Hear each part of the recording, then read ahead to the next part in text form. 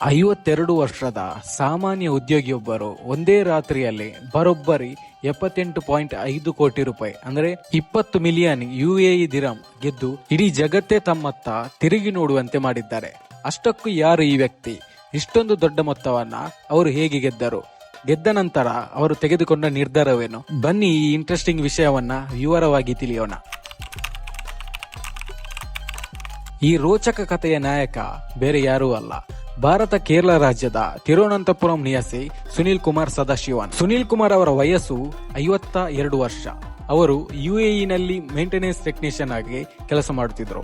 ಅಂದ್ರೆ ತಮ್ಮ 18ನೇ ಚಿಕ್ಕ ವಯಸ್ಸಿನಲ್ಲೇ ಹೊಟ್ಟೆಪಾಡಿಗಾಗಿ ಕುಟುಂಬದ ಹಿತಕ್ಕಾಗಿ ಯುನೈಟೆಡ್ ಅರಬ್ ಎಮಿರೇಟ್ಸ್ ಅಂದ್ರೆ UAE ದೇಶಕ್ಕೆ ಹೋದವರು. ಕಳೆದ 3 ದಶಕಗಳಿಂದ ಅಂದ್ರೆ ಸುಮಾರು 58 ವರ್ಷಗಳಿಂದ ಅವರು ಅನಿವಾಸಿ ಅಂದ್ರೆ ಭಾರತೀಯರಾಗಿ NRI ಹಗಲು ರಾತ್ರಿ ಕಷ್ಟಪಟ್ಟು ಕೆಲಸ ಮಾಡುತ್ತಿದ್ರು. ತಮ್ಮ ಕುಟುಂಬವನ್ನು ಸಾಗಿಸಲು, ಮಗಳ ಶಿಕ್ಷಣಕ್ಕಾಗಿ ಮತ್ತು ಸ್ವಂತ ಮನೆ ಕಟ್ಟಲು ಅವರು ನಿರಂತರವಾಗಿ ಶ್ರಮಿಸುತ್ತಿದ್ರು. ಒಬ್ಬ ಸಾಮಾನ್ಯ ಮಧ್ಯಮ ವರ್ಗದ ಕಾರ್ಮಿಕನಿಗೆ ಇರುವಷ್ಟೇ ಕನಸುಗಳು ಇವರಿಗೂ ಇದ್ದವು. ಈ ಕಥೆಯ ಅತ್ಯಂತ ಕುತೂಹಲಕಾರಿ ಭಾಗ ಇಲ್ಲಿದೆ. ಸುನೀಲ್ ಕುಮಾರ್ ಅವರು UAE ಲಾಟರಿಯ ಲಕ್ಕಿ ಡೇ ಡ್ರಾ ಅಂದ್ರೆ ಟಿಕೆಟ್ ಖರೀದಿಸಲು ನಿರ್ಧರಿಸಿದ್ರು. ಆದರೆ ಅವರು ಯಾವುದೇ ಸುಮ್ಮನೆ ಸಿಕ್ಕ ನಂಬರ್ಗಳನ್ನು ಆಯ್ಕೆ ಮಾಡಲಿಲ್ಲ. ಬದಲಾಗಿ ತಮಗೆ ಅತ್ಯಂತ ಪ್ರೀತಿಯಾದ, ತಮ್ಮ ಜೀವನಕ್ಕೆ ಹತ್ತಿರವಾದ ದಿನಾಂಕಗಳನ್ನು ಆಯ್ದುಕೊಂಡರು ಅಂದ್ರೆ ಸೆಲೆಕ್ಟ್ ಮಾಡಿದ್ರು. ಅವರು ಆರಿಸಿದ 7 ಸಂಖ್ಯೆಗಳು ಯಾವುದು ಗೊತ್ತಾ?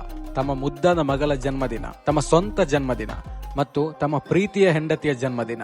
ಹೌದು, ಕುಟುಂಬದ ಜನ್ಮ ದಿನಾಂಕಗಳೇ ಅವರ ಅದೃಷ್ಟದ ಸಂಖ್ಯೆಗಳಾದವು. ಜುಲೈ 1, 2025 ಆ ಮಹತ್ವದ ಲಾಟರಿ ಡ್ರಾ ನಡೆಯಿತು. ಫಲಿತಾಂಶ ಬಂದಾಗ ಸುನೀಲ್ ಕುಮಾರ್ ಅವರಿಗೆ ತಮ್ಮ ಕಣ್ಣುಗಳನ್ನೇ ನಂಬಲು ಸಾಧ್ಯವಾಗಲಿಲ್ಲ. ಅವರು ಆಯ್ಕೆ ಮಾಡಿದ 7 ಸಂಖ್ಯೆಗಳು ಜಾಕ್ಪಾಟ್ ಸಂಖ್ಯೆಗಳಿಗೆ 100% ಸರಿ ಹೊಂದಿದ್ದವು. ಅವರ ಕೈಯಲ್ಲಿದ್ದ ಒಂದೇ ಒಂದು ಟಿಕೆಟ್ ಅವರಿಗೆ 30 ಮಿಲಿಯನ್ ದಿರಂ ಅಂದರೆ ಭಾರತೀಯ ರೂಪಾಯಿಗಳಲ್ಲಿ ಸುಮಾರು 78.5 ಕೋಟಿ ರೂಪಾಯಿ ಬಂಪರ್ ಬಹುಮಾನವನ್ನು ತಂದುಕೊಟ್ಟಿತು. ಇಷ್ಟೊಂದು ದೊಡ್ಡ ಮೊತ್ತದ ಹಣ ಬಂದಾಗ ಯಾರಿಗಾದರೂ ಸ್ವಾರ್ಥ ಬರಬಹುದು ಅಥವಾ ಕಣ್ಣು ಮಂಜಾಗಬಹುದು. ಆದರೆ ಸುನೀಲ್ ಕುಮಾರ್ ಸದಾಶಿವನ್ ಅವರು ತಮ್ಮ ಪ್ರಾಮಾಣಿಕತೆಯನ್ನು ಮೆರೆದರು. ಈ ಲಾಟರಿ ಟಿಕೆಟ್ ಅನ್ನು ಸುನೀಲ್ ಕುಮಾರ್ ಒಬ್ಬರೇ ಖರೀದಿಸಿರಲಿಲ್ಲ. ಅವರ ಜೊತೆ ಕೆಲಸ ಮಾಡುತ್ತಿದ್ದ ಒಬ್ಬ ಆಪ್ತ ಗೆಳೆಯ ಕೂಡ ಹಣ ಹಾಕಿ ಕೂಡಾಗಿ ಅಂದ್ರೆ ಕೋ ಪರ್ಚೇಸ್ಡ್ ಖರೀದಿಸಿದ್ರು. ಜಾಕ್ಪಾಟ್ ಗೆದ್ದ ತಕ್ಷಣ ಸುನೀಲ್ ಕುಮಾರ್ ಅವರು ಮಾಡಿದ ಮೊದಲ ಕೆಲಸ ಏನು ಗೊತ್ತಾ?